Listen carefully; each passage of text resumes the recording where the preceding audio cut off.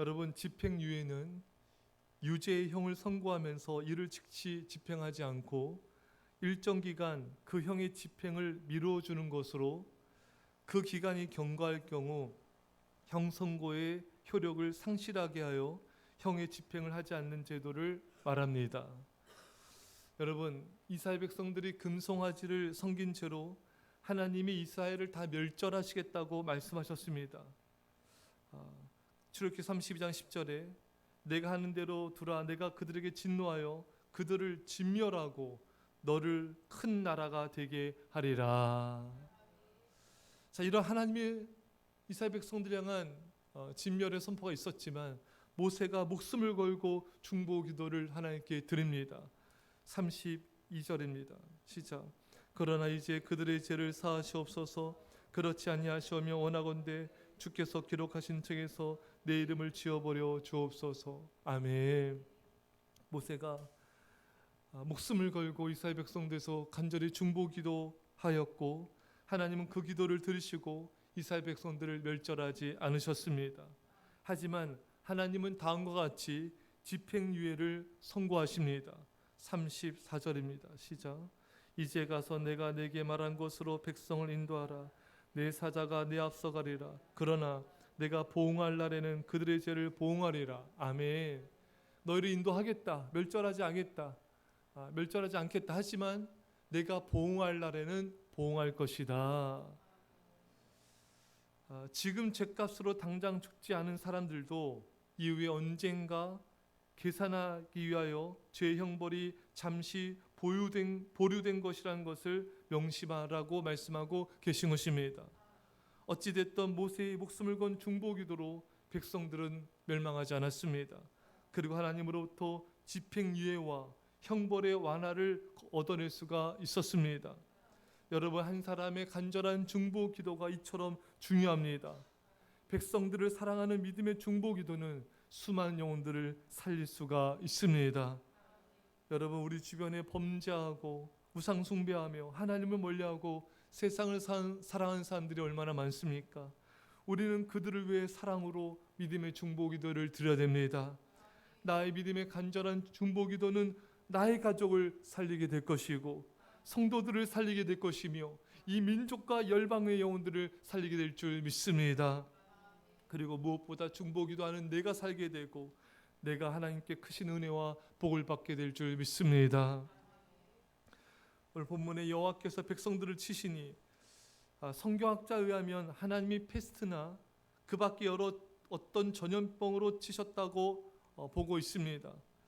여러분, 모세의 기도로 하나님의 진노를 다 바라지는 않으셨지만 하나님의 진노를 완전히 누그러뜨린 것은 아닌 것입니다.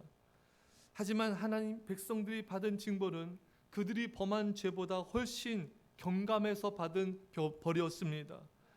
하나님의 자비였죠. 시편 103편 10절에 우리의 죄를 따라 우리를 처벌하지는 아니하시며 우리 죄악을 따라 우리에게 그대로 갚지 아니하셨으니. 할렐루야. 이스라엘 백성들이 하나님이 그들의 죄를 따라 갚지 않으신 자비를 받고 있는 것입니다. 우리도 마찬가지죠. 우리가 죄 지은 대로 하나님이 다 처벌하셨다면 우리는 아마 살아있지도 못했을 것입니다. 이 자리에 나오지도 못했을 거예요. 죄악을 따라 갚지 않으시는 하나님의 은혜에 감사할 따름인 것입니다. 우리는 여기서 하나님의 성품을 보게 됩니다. 시편 145편 8절에 여호와는 은혜로우시며 긍휼이 많으시며 노하기를 더디하시며 인자하심이 크시도다. 하나님은 참으로 긍휼이 많으십니다. 노하기를 더디하십니다. 인자하심이 크십니다.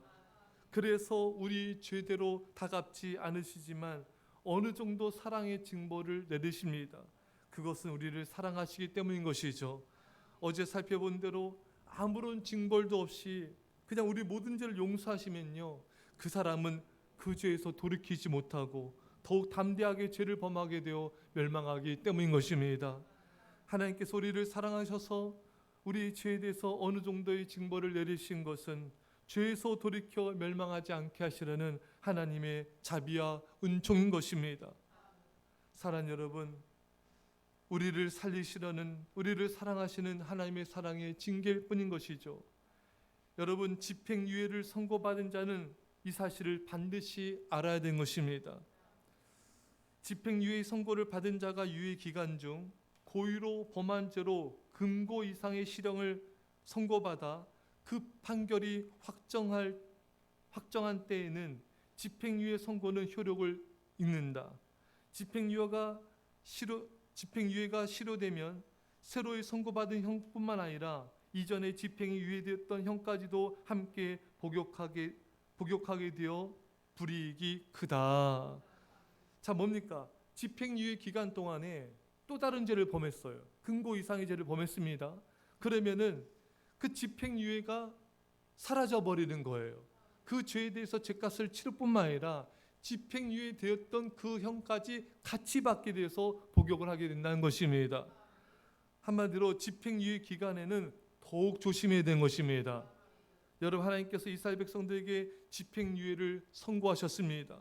그러면 이때 더 조심했어야 돼요. 저 죄를 범하지 않고 하나님 앞에 경건하게 살도록 그들은 노력했어야 됐던 것입니다. 하지만 이스라엘 백성들은 조심하긴커녕 더욱 큰 죄를 범하였고, 더욱 계속해서 우상 숭배하였고, 더욱 계속해서 하나님을 거역하고 더 원망 물평의 삶을 살았던 것입니다. 하나님께서 주신 그 집행유예의 은혜를 제대로 누리지 못하였던 것입니다. 사실 여러분, 우리들에게도요, 하나님은 많은 집행유예의 은혜를 주셨습니다. 돌이켜보면요, 하나님을 멀리하고 세상과 우상을 사랑했을 때 어느 누가 하나님의 징벌을 받지 않았겠습니까? 성경의 인물, 다윗이든 모세든 여러분 엘리야도 어떤 모든 사람들 다 죄를 짓고 넘어졌고 그들 또한 하나님의 징벌을 받고 자비를 또 받지 않았습니까? 여러분, 우리들 마찬가지예요. 모세도 사람을 쳐서 죽이지 않았습니까? 또 그래서 쫓김을 당해서 광야로 가게 되었고, 그때 모세는 그런 기도 드리지 않았겠습니까? 하나님, 저를 살려주시면은 제가 주님에서 살겠습니다. 제 불같은 성격 화내지 않겠습니다.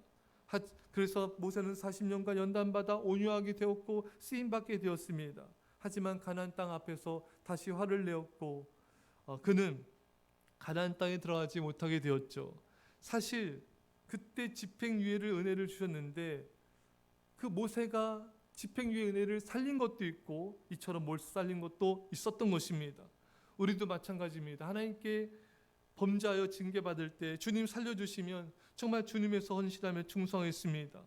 그래서 하나님께서 우리 은혜를 베푸셔서 집행유예의 은혜를 우리에게 많이 허락하여 주신 것입니다. 자, 그런데 우리가 그 은혜를 살려야 돼요.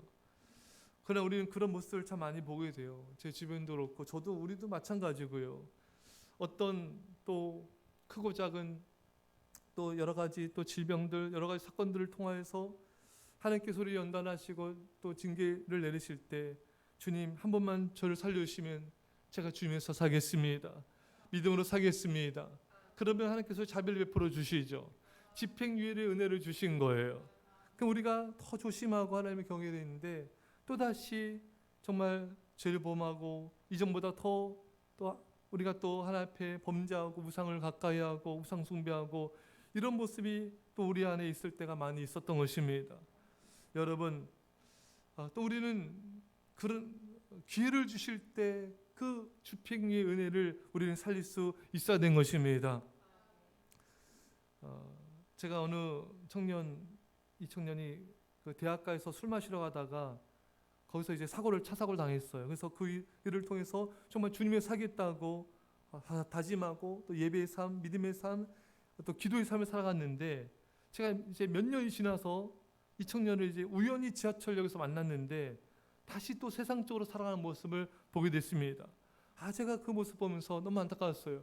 하나님께서 그 큰 사고를 통하여 집행유예 은혜를 주셨는데 다시는 세상으로 살지 않겠다고 다짐했는데 또다시 세상 길로 가는 모습을 보면서 참 안타까운 마음을 갖게 되고 또 기도하게 되었습니다.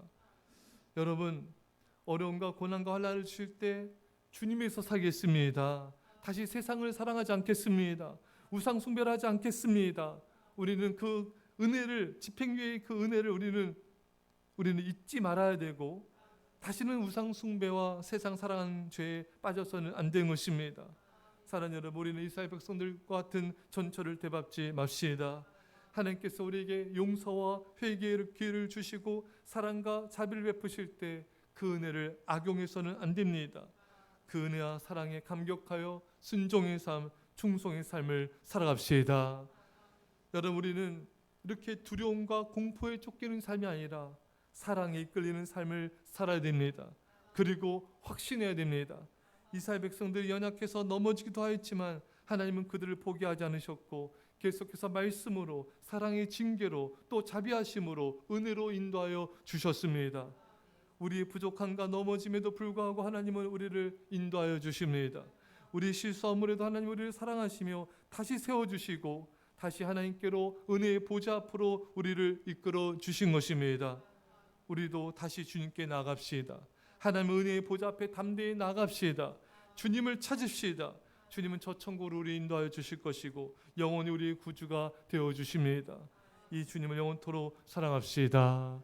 기도했습니다. 사랑의 아버지 하나님, 참으로 하나님 우리가 하나님 앞에 범죄하고 넘어질 때가 많았습니다. 우리에게 자비와 공의를 베풀어 주실 때가 많았습니다.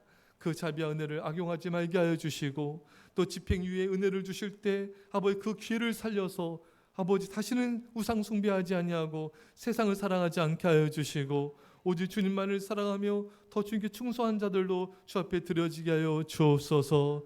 우리를 사랑하시는 그 은혜로 말미암아 이제 사랑에 끌려 살아가겠습니다. 은혜의 보좌 앞에 담대히 나가겠습니다. 주님 우리를 인도하여 주옵소서. 감사드리며 예수님의 이름으로 기도합나이다. 아멘.